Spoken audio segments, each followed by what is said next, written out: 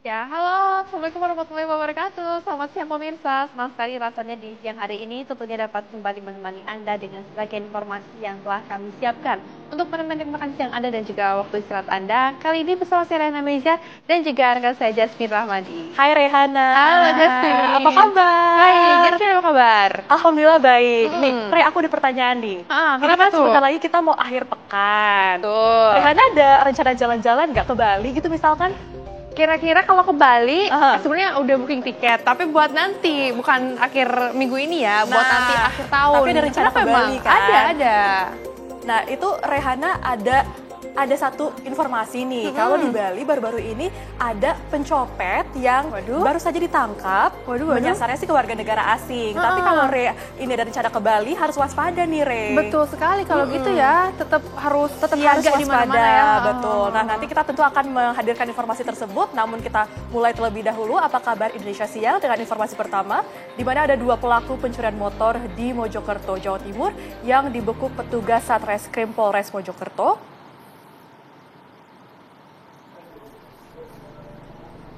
Dan 1 pelaku ditembak polisi karena berusaha kabur dan melawan saat hendak ditangkap.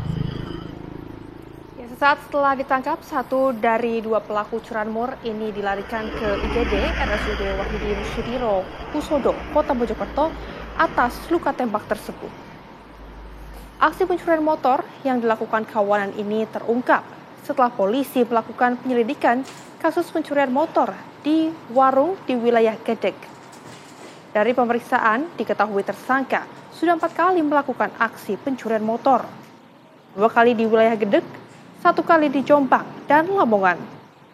Dalam setiap aksinya, pelaku merusak kunci motor korban dengan kunci TE. Polisi juga menyita 4 motor hasil curian, kunci T, plat nomor, dan baju yang digunakan pelaku saat melakukan aksi pencurian untuk barang bukti.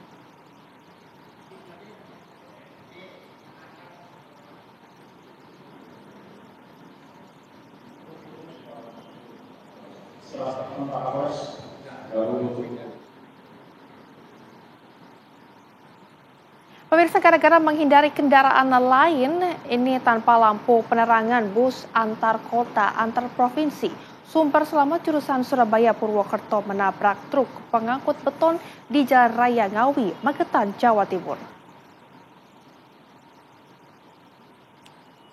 Ya, kecelakaan antara bus Sumber Selamat jurusan Surabaya Purwokerto dengan truk pengangkut beton ini terjadi di Jalan Raya Ngawi Magetan, Kabupaten Ngawi, Jumat pagi. Petugas kepolisian dibantu tim medis dan warga berupaya mengevakuasi sopir bus yang terjepit bodi risek usai tabrakan adu banteng. Butuh waktu hingga 1 jam, petugas baru berhasil mengeluarkan sopir bus dan langsung membawanya ke rumah sakit. Selain sopir bus, sopir truk berikut kenek juga mengalami luka dan lebih dulu dibawa ke rumah sakit untuk mendapatkan perawatan.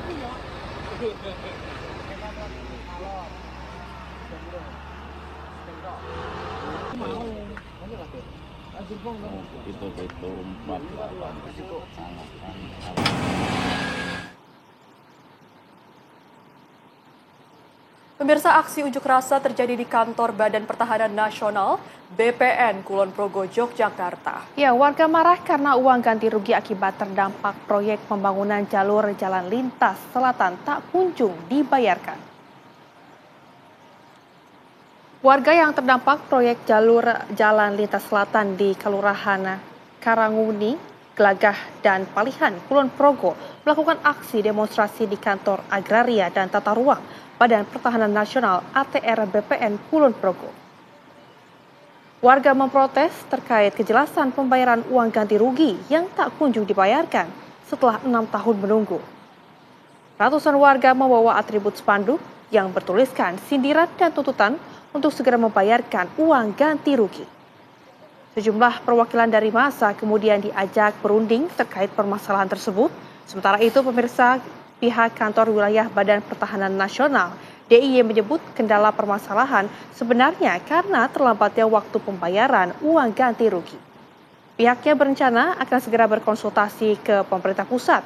Turut hadir pula Wakil Bupati Kulon Progo yang mengikuti proses perundingan dan akan ikut mengawal kepastian surat yang dikirim dari provinsi ke pusat.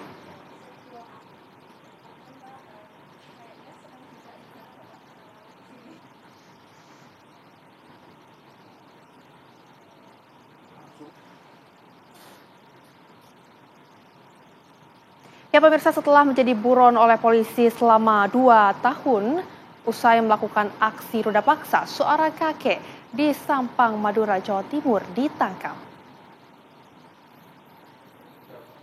Ya, pelaku berinisial TPN, kakek diperkirakan berumur 70 tahun, sempat menghilang dan kabur ke Malaysia. Di saat petugas hendak melakukan penangkapan usai mendapatkan laporan dari warga. Selang 2 tahun menjadi buronan petugas, keberadaan pelaku kemudian terdeteksi bahwa ia sedang berada di rumahnya di wilayah Sampang, Madura. Aparat polisian kembali bergerak hingga akhirnya pelaku tertangkap saat berobat di rumah sakit daerah Ketapang, Sampang. Atas perbuatannya, pelaku terancam 15 tahun penjara.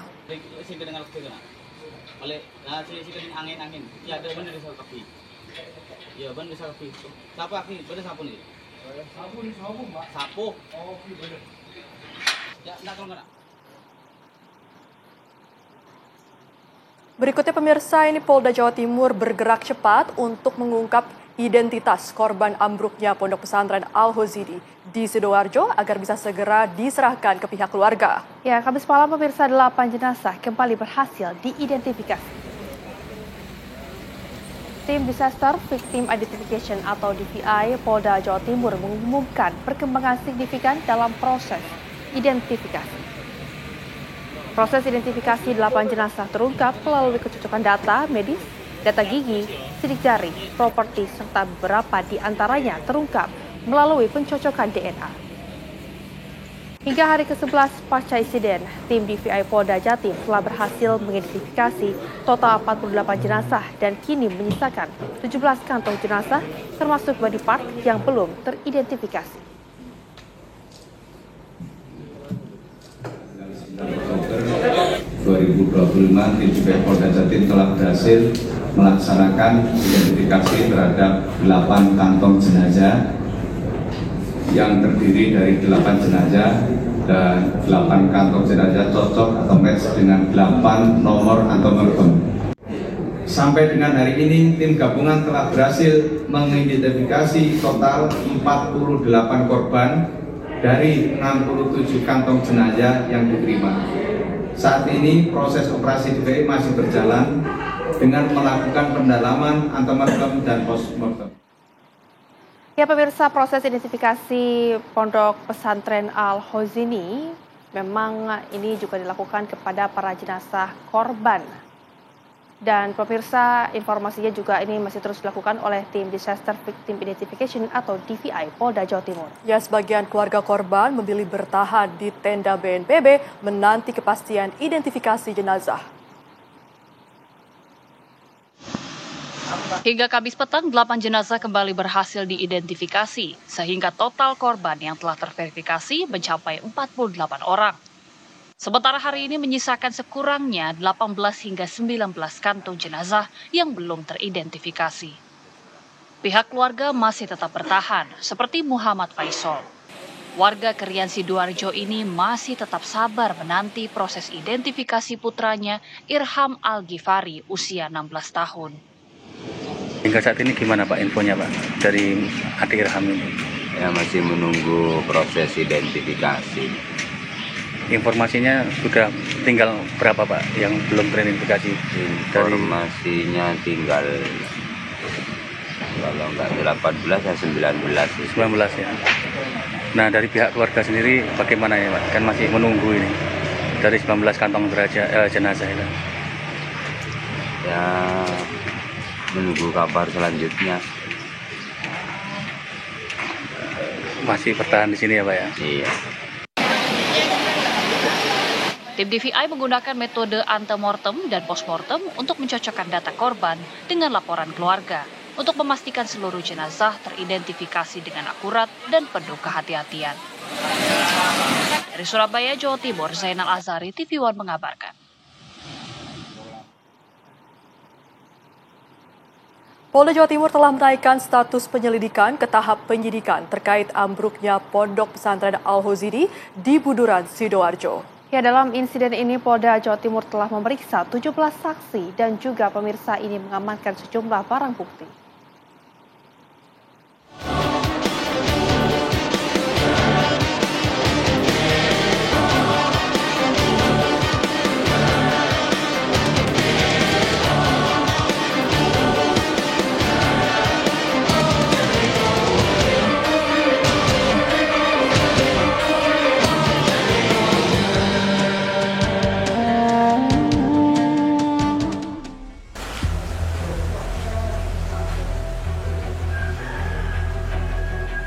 Hampir sekitar 2 jam, tim Ditreskrimsus dan Inafis Polda Jawa Timur memeriksa sejumlah area di sekitar Pondok Pesantren Al-Khozini, Buduran, Sidoarjo.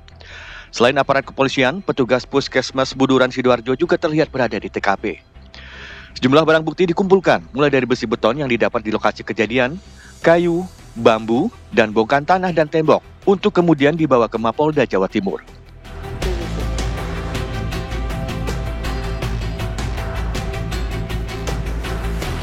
Tidak hanya mengamankan sejumlah barang bukti, garis polisi juga terpasang di sekitar area pondok pesantren dan melarang siapapun masuk ke lokasi, termasuk pengurus santri yang hingga saat ini masih berada di sekitar pondok. Pengurus pondok pesantren menyatakan mendukung proses hukum yang dilakukan polisi. Namun hingga saat ini belum ada satupun pengasuh atau pengurus pondok pesantren yang diperiksa polisi, termasuk santri.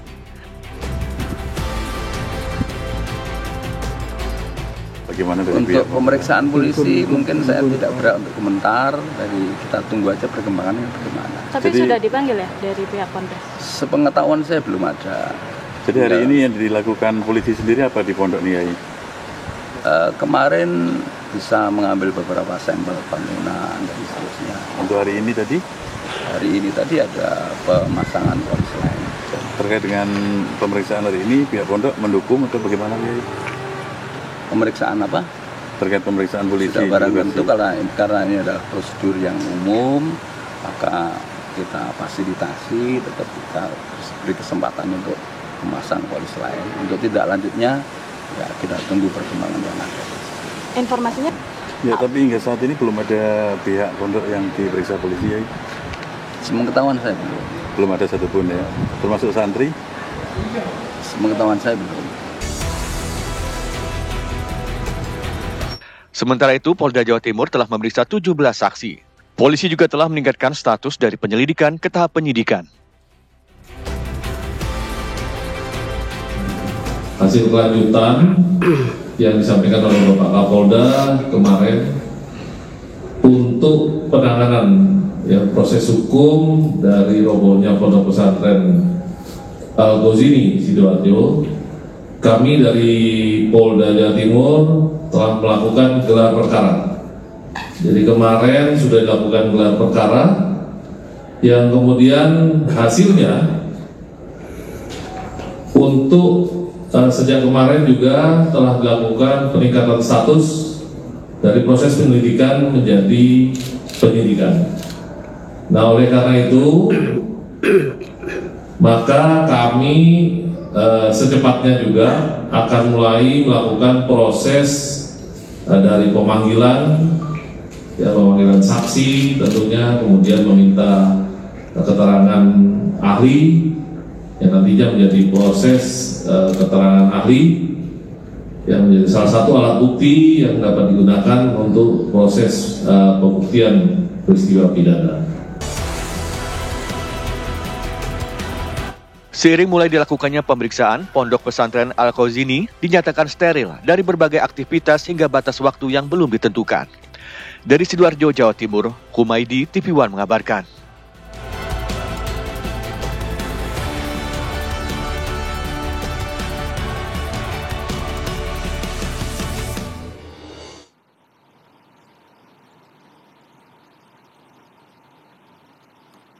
Ya, lantas pemirsa, bagaimana kelanjutan proses identifikasi korban ambruknya Pondok Pesantren Al-Khozini di Sidoarjo, Jawa Timur? Kami akan ajak Anda bergabung dengan rekan Yasin Idris dari Rumah Sakit Bayangkara, Surabaya. Yasin, bagaimana informasi yang Anda dapatkan dari sana? Silakan.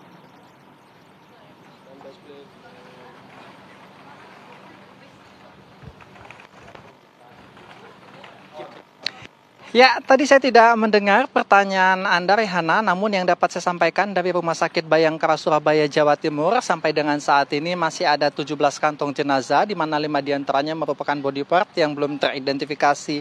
Tentunya kami pantau terus selama 24 jam, tim DVI masih terus berupaya untuk melakukan pencocokan data, baik itu dengan postmortem, antemortem yang terus dilakukan.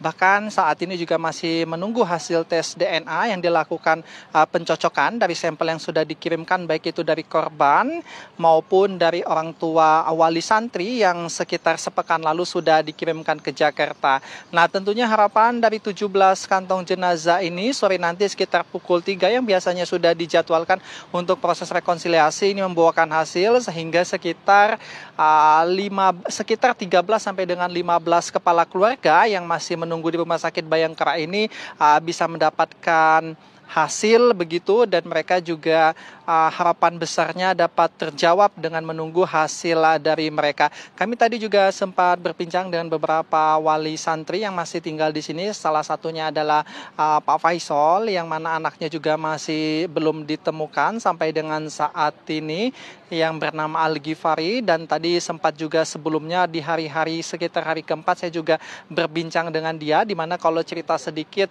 Al-Ghifari ini adalah anak yang termasuk cerdas begitu. Dia pada tanggal 4 dijadwalkan mengikuti kompetisi kitab kuning, namun dikarenakan kejadian tersebut yang harusnya Pak Faisal datang untuk mendukung anaknya di kompetisi, tapi tanggal 4 justru Pak Faisal ini datang untuk mencari anaknya yang sampai dengan detik ini belum ditemukan dan juga belum teridentifikasi.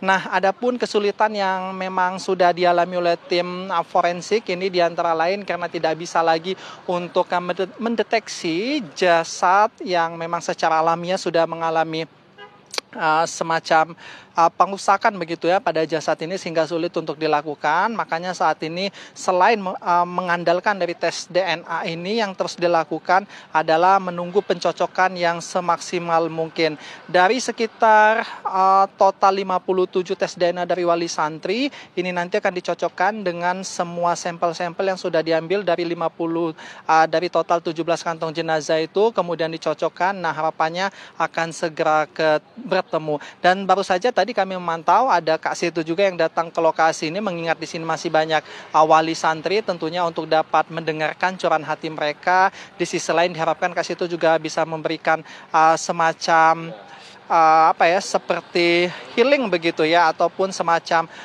psikososial bagi baik itu wali santri maupun keluarga mereka. Sementara itu,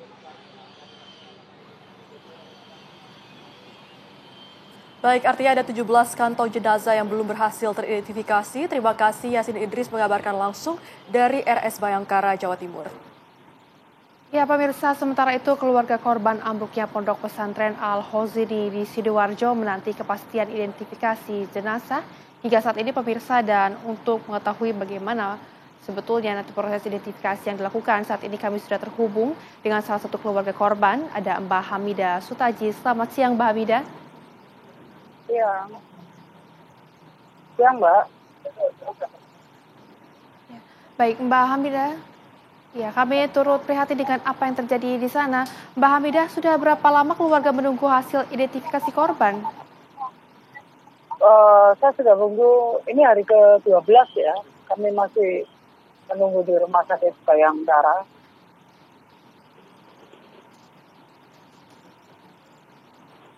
Baik, Mbak Hamidah, artinya apakah pihak keluarga ini juga sudah memberikan sampel untuk mempermudah proses identifikasi? Ya, sampel untuk tes DNA itu sudah dilakukan untuk kedua orang tua ini sudah dilakukan hari Rabu ya. Jadi hari Rabu itu kami briefing dengan Basarnas itu ketika golden time itu sudah berakhir. Sebelum siangnya itu kami diminta untuk melakukan tes DNA. Setelah itu sehari setelah tes DNA kami diminta untuk melengkapi data-data antemortem, data-data yang bisa menunjang tes DNA ini.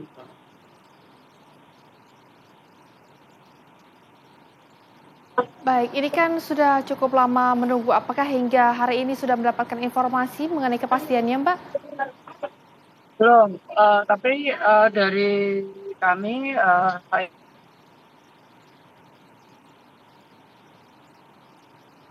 tim DBI, apakah data antemortem ini perlu tambahan? Jadi kami bisa membantu lebih cepat lagi selain menunggu tes DNA. Ya. Baru 3 jam yang lalu direspon oleh tim DBI karena pagi-pagi kami sudah menanyakan secara langsung ke petugas DBI, kan itu ada WhatsApp grupnya DBI. Itu kami menanyakan secara personal data apa lagi yang ditambahkan. Ternyata tim DBI itu minta foto, kalau kemarin kan cuma minta foto yang kelihatan giginya. Tapi hari ini minta foto yang berdiri, Mbak. Jadi mungkin bisa bisa diidentifikasi mulai itu, karena Mufi ini tingginya cukup tinggi di antara teman-temannya. Jadi Mufi ini tingginya 170. Baik Mbak Hamidah, mungkin ini bisa juga diceritakan sedikit sebelum terjadi ambruknya Ponpes Al-Hozini, kapan terakhir kali Mbak Hamidah berkomunikasi dengan korban, Pak? 3 jam sebelum kejadian itu, ibunya ditelepon bahwa Mufi saat itu minta, ketika ada kunjungan kembali, Mufi minta saku ya, ada tambahan saku. Terus pada saat itu juga ditelepon dia mau menyampaikan sesuatu, tapi lama dia berpikir, lalu telepon itu ditutup. 4 hari sebelum kejadian, Mufi juga pulang. Mufi ketika ada maulid Nabi, acara maulid ini kan santri semuanya pulang. Nah, Mufi mengadakan sendiri maulid dengan teman-temannya yang ada di rumah. Ketika tiba waktunya untuk pulang balik atau balik lagi ke pondok, itu Mufi kayaknya masih enggan, tapi sama bapaknya diminta untuk segera kembali.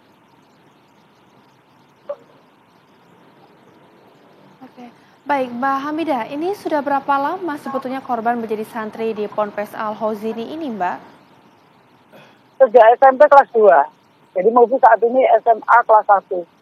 Usianya 16 tahun. Jadi SMP kelas 2, menimba ilmu di Al-Hozini.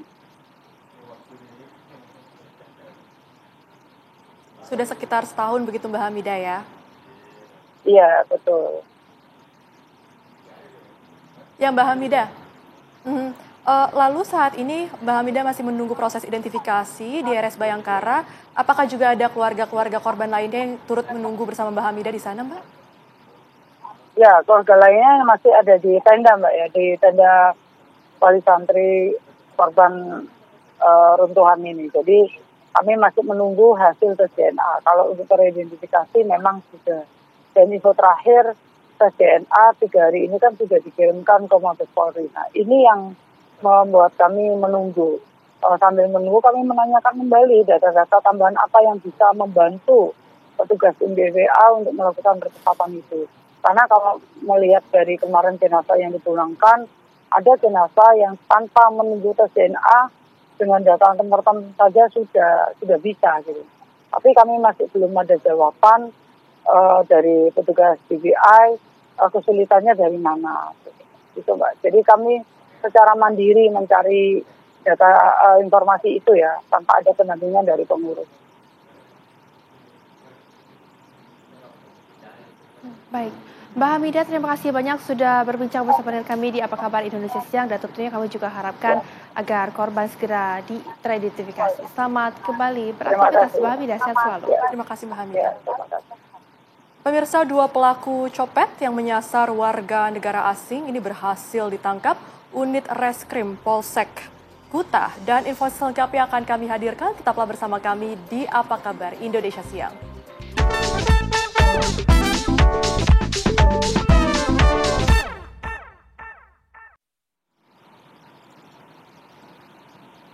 Anda kembali bersama kami di Apa Kabar Indonesia Siang. Pemirsa, Nikita Mirzani dituntut 11 tahun pada kasus pemerasan dan tindak pidana pencucian uang oleh Jaksa Penuntut Umum di Pengadilan Negeri Jakarta Selatan. Ya, Nikita Mirzani, terdakwa kasus pemerasan dan tindak pidana pencucian uang, hari ini menjalani sidang lanjutan dengan pembacaan tuntutan oleh Jaksa Penuntut Umum di Pengadilan Negeri Jakarta Selatan. Dan ini dilakukan pada hari Kamis kemarin. Nikita Mirzani dituntut 11 tahun kurungan penjara dan denda 2 miliar rupiah oleh Jaksa Penuntut Umum. Jaksa juga menegaskan permintaan agar Nikita Mirzani tetap berada dalam tahanan selama proses hukum berlangsung. Selanjutnya, Nikita Mirzani dan kuasa hukumnya diberikan waktu untuk menyiapkan pembelaan pleidoy pada persidangan yang akan dilakukan Kamis 16 Oktober 2025 mendatang.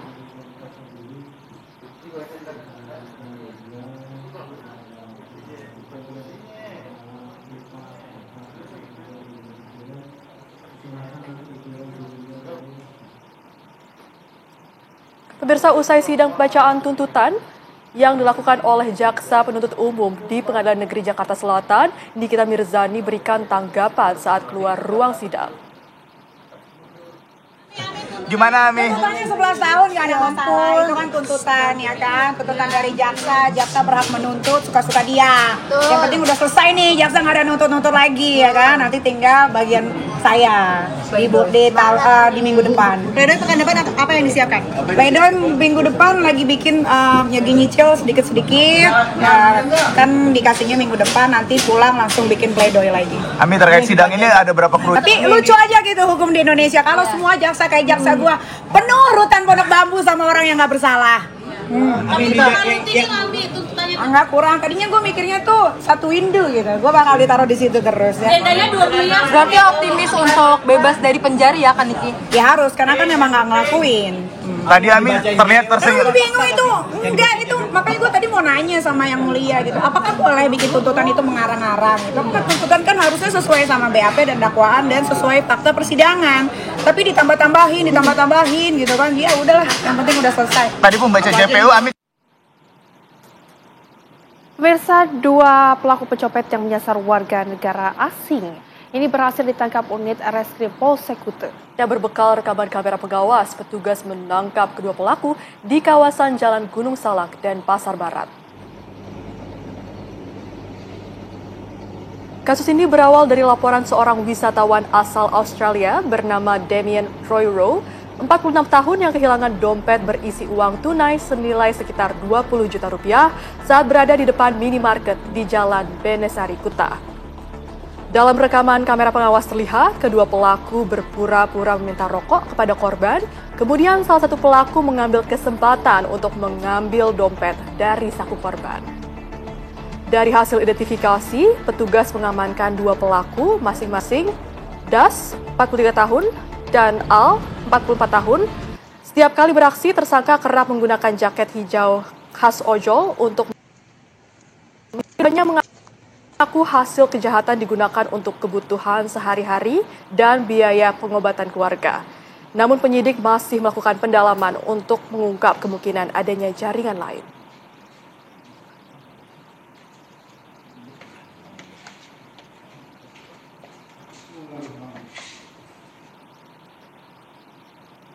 Pemirsa, 2 pegawai Pemkot Bandar Lampung mengalami insiden menegangkan setelah lift yang mereka gunakan di gedung pelayanan 1 atap tiba-tiba macet.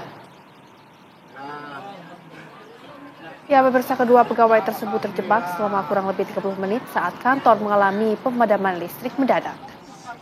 Dan kita lihat bersama-sama pemirsa, proses evakuasi dilakukan secara manual oleh operator lift dan sejumlah pegawai Pemkot lain dengan membuka paksa pintu lift tersebut. Setelah upaya cepat, kedua pegawai dipastikan berada dalam kondisi selamat dan tidak mengalami cedera sedikit pun. Insiden ini memicu kepanikan di antara pegawai lain yang menyaksikan proses penyelamatan. Insiden ini terjadi karena gedung Pemkot tidak memiliki genset yang hanya mengendalikan baterai cadangan yang seharusnya otomatis terisi saat listrik menyala.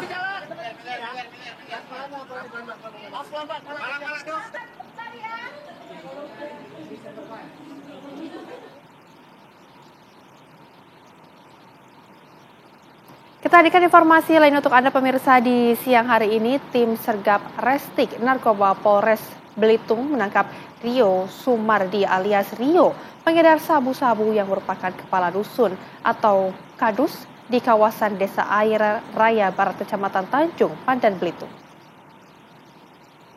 Rio Sumardi alias Rio sudah menjadi target operasi kepolisian. Pelaku menjadi kepala dusun sebagai kamuflase, padahal pelaku merupakan bandar besar narkoba jenis sabu yang terkenal licin. Tak bisa mengelak lagi usai kedapatan memiliki, mengedar, dan juga memakai, pelaku diamankan di sebuah rumah kontrakan di wilayah Tanjung Pandan, Kabupaten Belitung. Dari tangan pelaku, polisi berhasil mengamankan barang bukti sabu seberat 4,1 gram.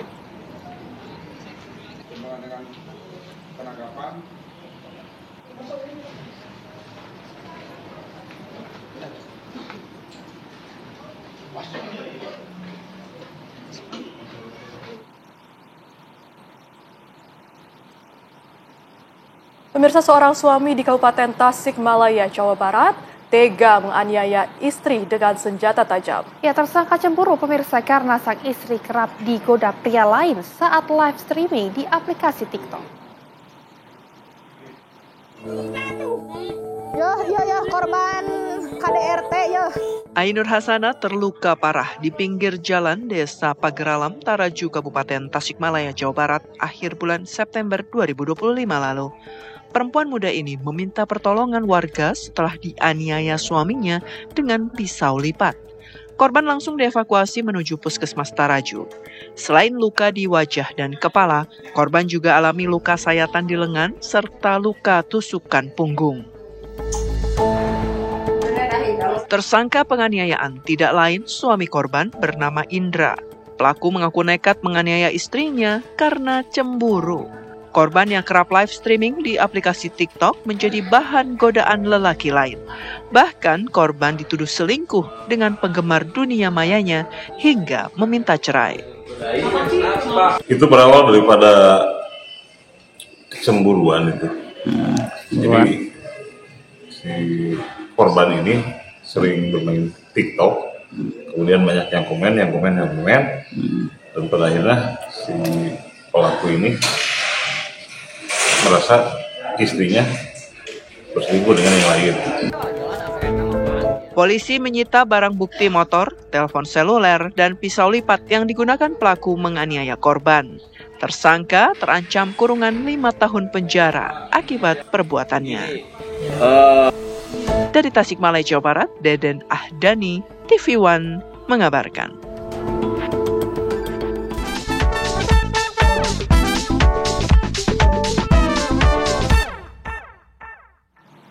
Ya, pemirsa, tim Puslapor Bareskrim Polri memeriksa lokasi ledakan di gedung farmasi kawasan Jalan Jombang Raya, Pondok Aren, Tangerang Selatan. Kami akan hadirkan informasinya usai jeda. Tetaplah bersama kami di Apa Kabar Indonesia Siang.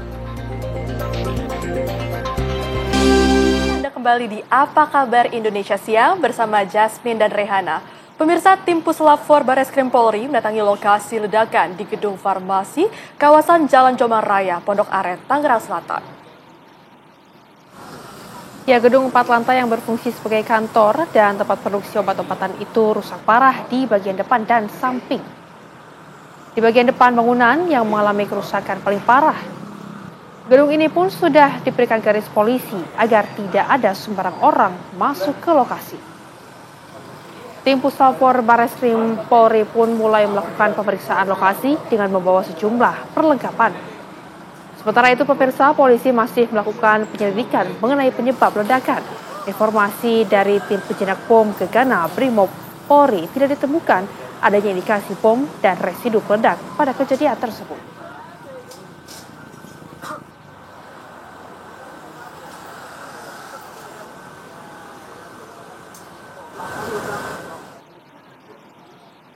Dan untuk memperbarui informasi terkini, pemirsa, sudah ada Rizka Salsabila yang akan langsung memberikan informasi terkini dari ledakan Ruko Tangerang Selatan. Selamat siang, Rizka. Bagaimana kondisi di sana? Silakan.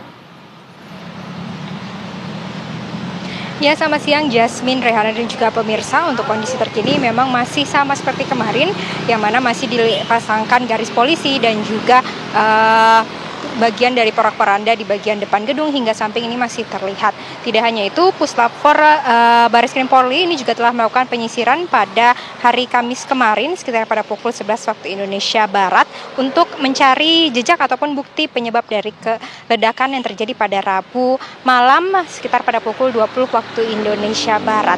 Adapun penyebab ledakan ini sendiri juga telah dipastikan oleh tim Gegana ataupun tim penjinak bom Brimob Polri bahwa tidak adanya indikasi bom ataupun residu dari bahan peledak. Namun dari tim Puslapor Polri yang kemarin telah datang, ini juga telah melakukan melakukan penyisiran untuk mengambil sejumlah barang bukti yang kemudian nantinya dibawa ke laboratorium forensik untuk penyelidikan lebih lanjut.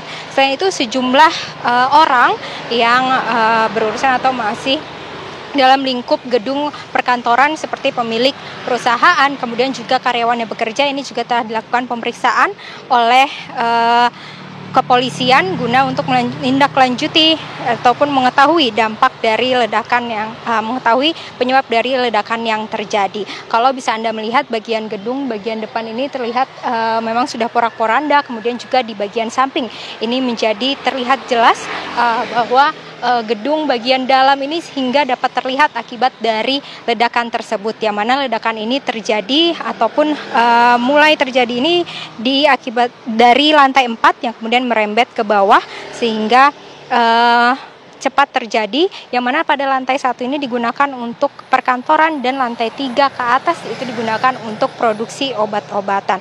Untuk sementara ini memang belum ada update lebih lanjut mengenai hasil dari Puslap 4 Bareskrim Polri untuk ataupun hasil penyisiran mereka yang dilakukan pada hari Kamis kemarin. Sementara itu demikian Jasmine dan juga Rehana. Baiklah, terima kasih Rizka Sasabila mengabarkan langsung dari Tangerang Selatan, Banten. Selamat bertugas kembali Rizka. Ya pemirsa, kita ke informasi lainnya. Anggota Polres Metro Jakarta Selatan mendalami dugaan adanya eksploitasi anak di tempat kerja Pusat Kebugaran Delta di Jakarta Selatan. Hal itu menyusul tewasnya seorang wanita muda yang diduga nekat melompat dari atas bangunan spa tempat ia bekerja.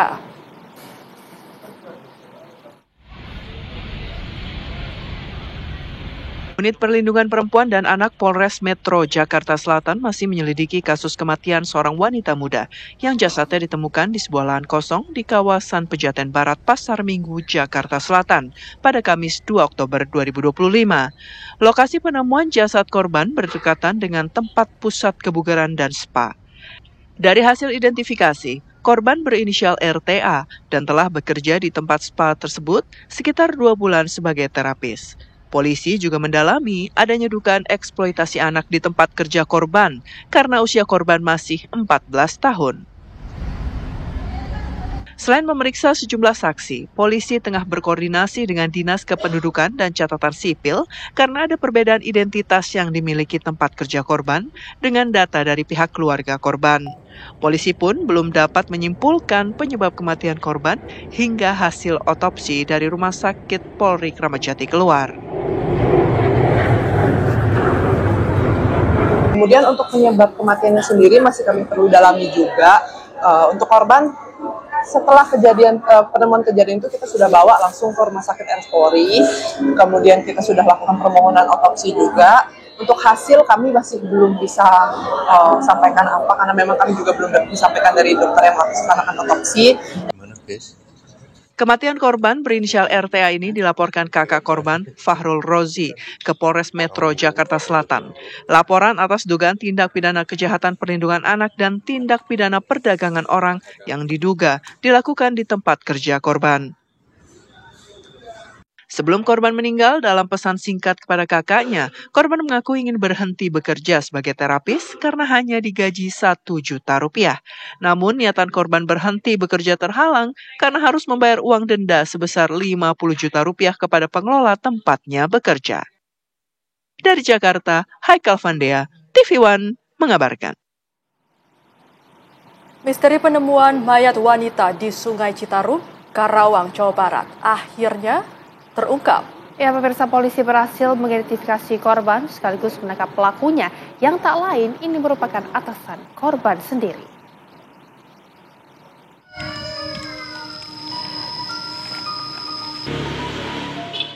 Inilah rumah milik pelaku HS di wilayah Cibatu, Kabupaten Purwakarta, Jawa Barat. Di rumah ini, pelaku HS menghabisi nyawa DO, yang tak lain adalah bawahannya yang merupakan karyawati di salah satu minimarket di Purwakarta.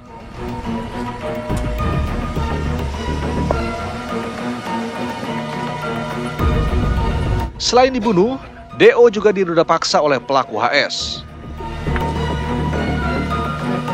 Jasad DO sendiri ditemukan di Sungai Citarum di Desa Curug, Kecamatan Kelari, Karawang, Jawa Barat.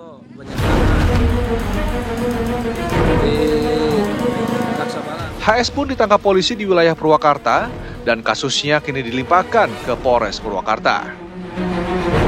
Perbuatan pelaku ini dilakukan di wilayah hukum Polres Purwakarta.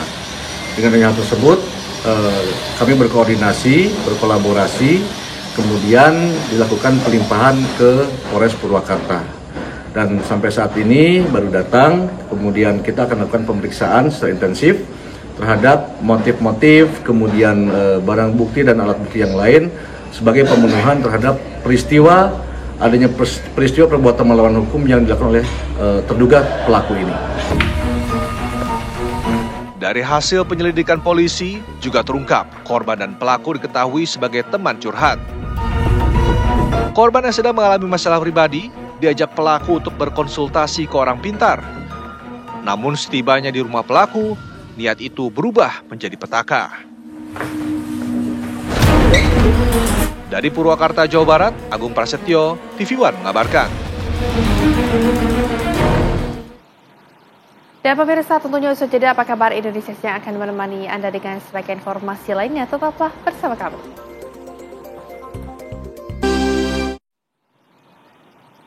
Anda kembali di Apa Kabar Indonesia Siang. Pemirsa, kebakaran melanda sejumlah rumah di pemukiman padat penduduk di wilayah Tambora, Jakarta Barat. Belum diketahui secara pasti penyebab kebakaran ini, pemirsa, namun diduga api berasal dari konsleting listrik.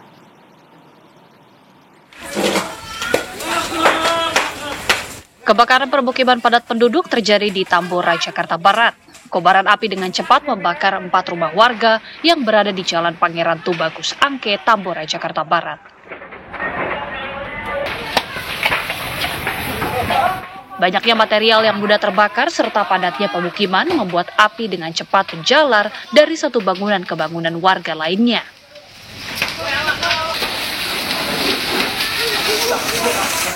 Api berhasil dipadamkan 1 jam kemudian setelah belasan kendaraan pemadam dikerahkan ke lokasi kebakaran. Belum diketahui pasti penyebab kebakaran, namun diduga api berasal dari korsleting listrik.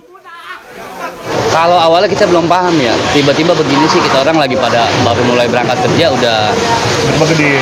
Iya, itu dia. Ada korban lain Pak sejauh ini Pak? Belum ketahuan sampai sekarang. Cuman kalau yang satu infonya ada di dalam sama orangnya juga? Iya, sama orangnya.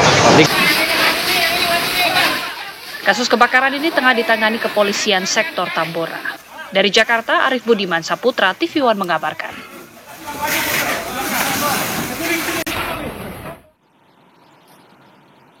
Pemirsa, kehadiran atlet senam asal Israel yang akan berlaga di Jakarta ini tentunya menuai kecaman dan penolakan dari sejumlah pihak. Gubernur DKI Jakarta, Pramono Anung, menegaskan kehadiran atlet Israel tak ada manfaat dan malah menyulut kemarahan publik.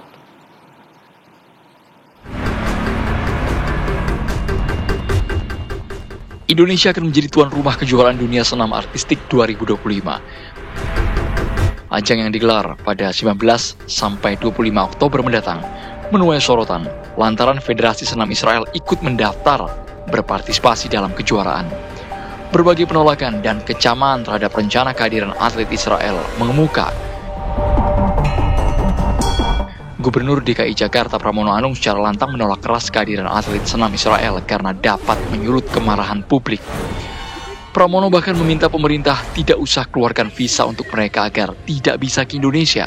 Atlet Israel kalau ke Jakarta tentunya sebagai gubernur Jakarta dalam kondisi seperti ini pasti saya tidak mengizinkan.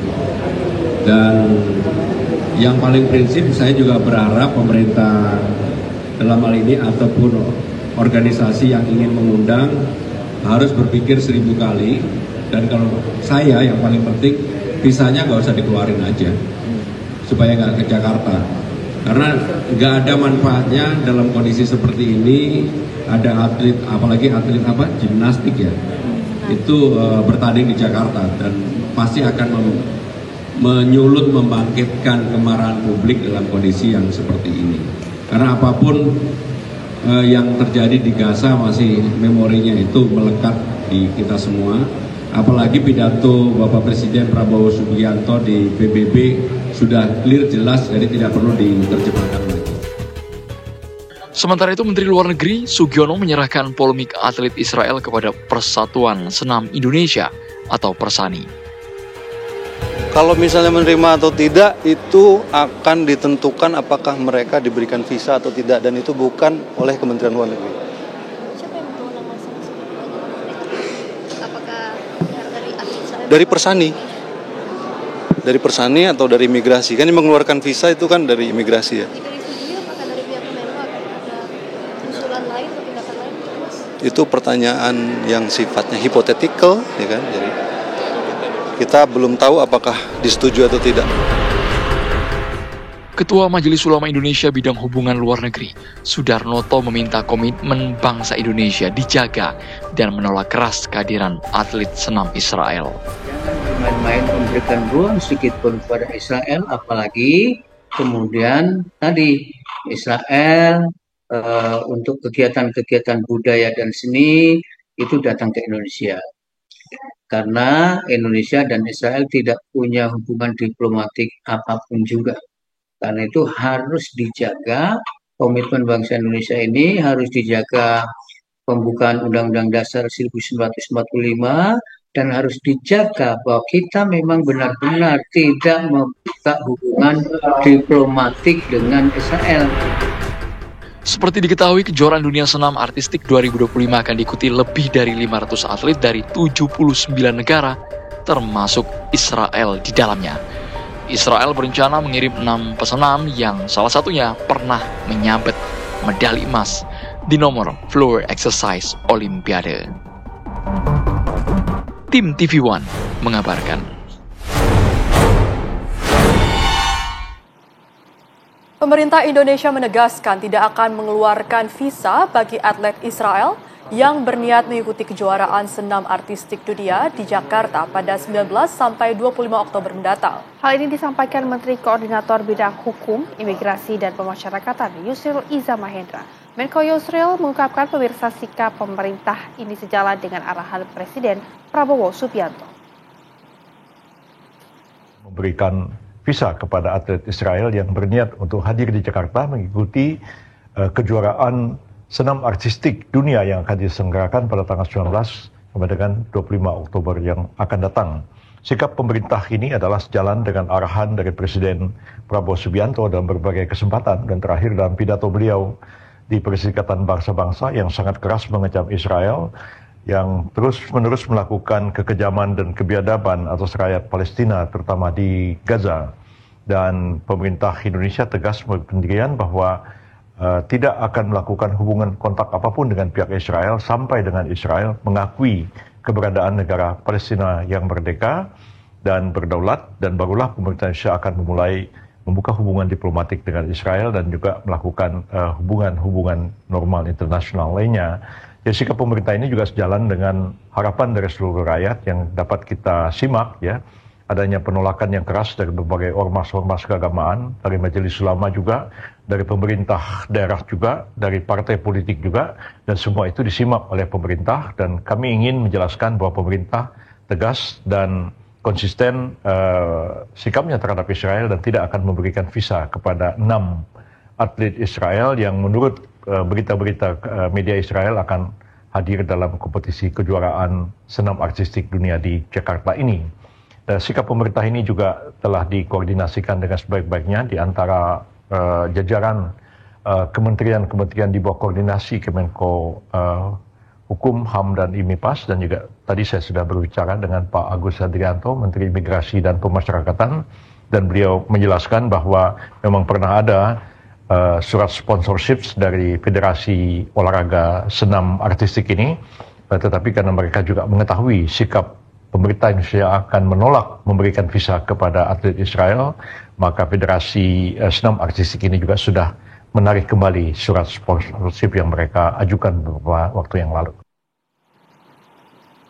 Pemirsa, Indonesia memastikan bahwa atlet asal Israel ini tidak akan berpartisipasi dalam kejuaraan senam artistik 2025 di Jakarta. Ya, keputusan tegas ini diumumkan langsung oleh Ketua Umum Federasi Gimnastik Indonesia atau FGI dalam konferensi pers pada Jumat siang. FGI juga menegaskan bahwa mereka sudah melakukan berbagai diskusi dengan Federasi Senam Internasional atau FIG selama waktu yang lama sehingga pelaksanaan dapat menyesuaikan kondisi yang berlaku di Indonesia. Di sisi lain, Presiden NOC Indonesia, Raja Okto Sapta Oktohari, memberikan komitmen bahwa NOC akan membantu penuh pelaksanaan acara ini.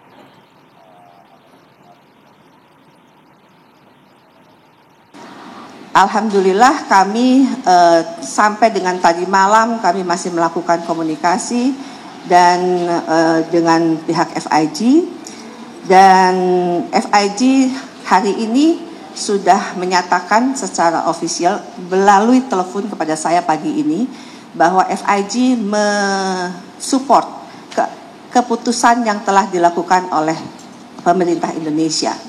Dan Pak Watanabe juga akan hadir di Jakarta hari Sabtu besok untuk bertemu dengan saya dan mengklirkan semua masalahnya.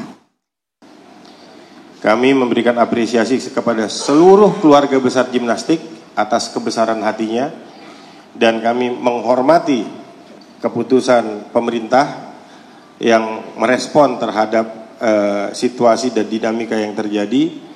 Sekali lagi, sampai tadi malam dan tadi pagi kami masih berkoordinasi dengan Menteri Koordinator Bidang Hukum, Hak Asasi Manusia, Imigrasi, yaitu Pak Yusril, Profesor Yusril Iza Mahendra, dan beliau juga sudah menyampaikan press release resminya dikirimkan kepada saya, dan setelah itu Presiden Watanabe juga sudah menyampaikan langsung kepada saya bahwa sepenuhnya keluarga besar FIG mendukung semua keputusan yang diambil oleh pemerintah Indonesia.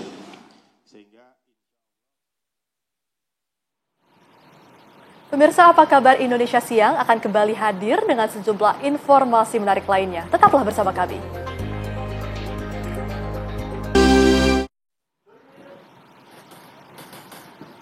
Anda kembali bersama kami pemirsa di Apa Kabar Indonesia Siang. Pameran produk UMKM Jakarta berlangsung di Paris, Prancis. Ya, tidak hanya memamerkan produk, seni, dan kuliner Jakarta, pameran bertajuk Choose Jakarta juga menghadirkan penyanyi Titi DJ untuk menarik perhatian warga Paris maupun diaspora Indonesia.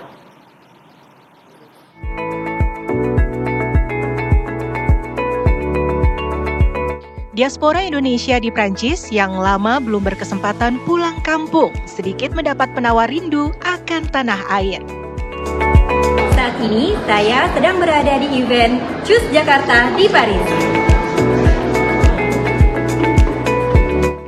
Yaitu dengan mengunjungi pameran Choose Jakarta yang berlangsung di kota Paris 8 hingga 11 Oktober 2025. Hari ini peristiwa yang tidak akan pernah saya lupa. Karena hari ini saya ulang tahun yang ke-65 tahun. Pemprov Jakarta selaku penyelenggara mengklaim pameran ini sebagai wujud diplomasi budaya dan ekonomi kreatif, mempromosikan UMKM, seni budaya dan kuliner Jakarta ke pasar dunia.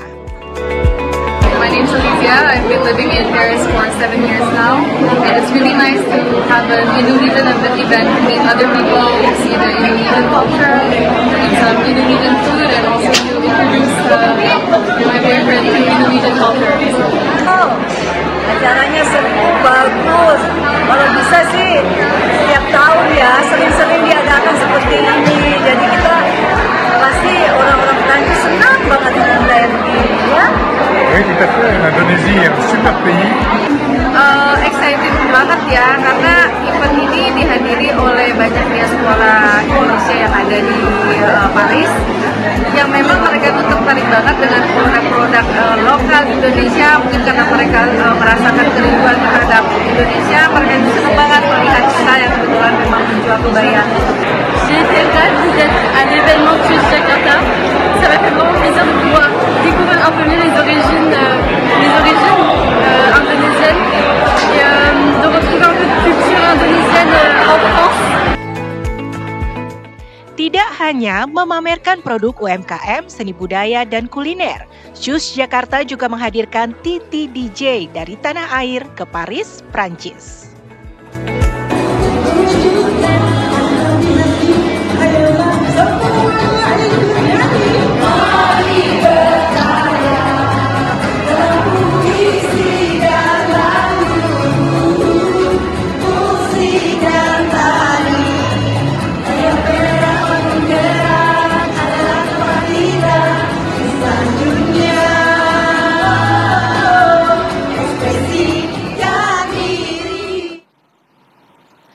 Kita beralih ke informasi lain, toko bangunan di Pasar Tebing Tinggi, Kabupaten Empat Lawang, Sumatera Selatan, dibongkar aparat Satpol PP setempat lantaran bagian depan toko tersebut menutupi trotoar jalan.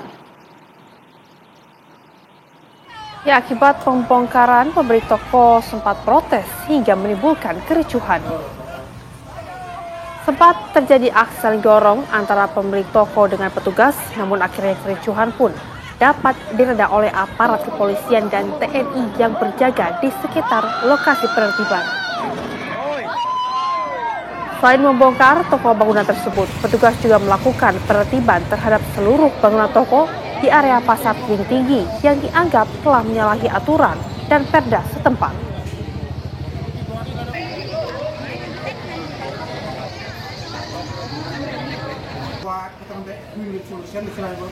Sama-sama jalan tengah, lagi melakukan pernyataan, 3 hari sudah ada komunikasi. Nah, siapa lagi sebelah aku nih kaget? Pengen tahu?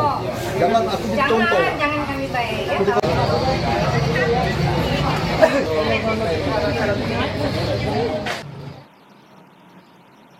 Dan tentunya pemirsa, usai jeda apa kabar Indonesia Siang akan kembali menemani Anda sesaat lagi. Tetaplah bersama kami. Anda masih di Apa Kabar Indonesia Siang. Pemirsa, Indonesia International Sustainability Forum kembali digelar dengan mengusung tema Investing for a Resilient, Sustainable, and Prosperous World. Turut membuka gelaran forum ini Kadin Indonesia yang menegaskan komitmen untuk mencapai target net zero emission atau emisi nol bersih. Dihadiri langsung oleh Presiden Republik Indonesia, Prabowo Subianto, forum ini dibuka langsung oleh Ketua Umum Kamar Dagang dan Industri Indonesia, Anindya Novian Bakri, dan Menko Infrastruktur dan Pembangunan Daerah, Agus Harimurti Yudhoyono. Forum IISF 2025 ini, pemirsa, menggelar diskusi panel yang membahas isu air bersih dan menyoroti ketahanan pangan. Kadin Indonesia juga memperkenalkan program-program, diantaranya Net Zero Hub dan Corporate Assistance, di mana Kadin memberikan pendampingan kepada pelaku bisnis untuk mendorong transisi bisnis rendah karbon. Selain itu, pemirsa, terdapat program Carbon Center of Excellence yang telah bekerja selama 3 tahun bersama Bloomberg yang berfokus pada peningkatan transparansi, standarisasi, serta kapasitas pelaku usaha dalam perdagangan karbon dan pemahaman terhadap kebijakan global. Now let us begin with the big picture. Pak Rahman, what are the most pressing challenges we face today in ensuring sustainable access to water in Indonesia?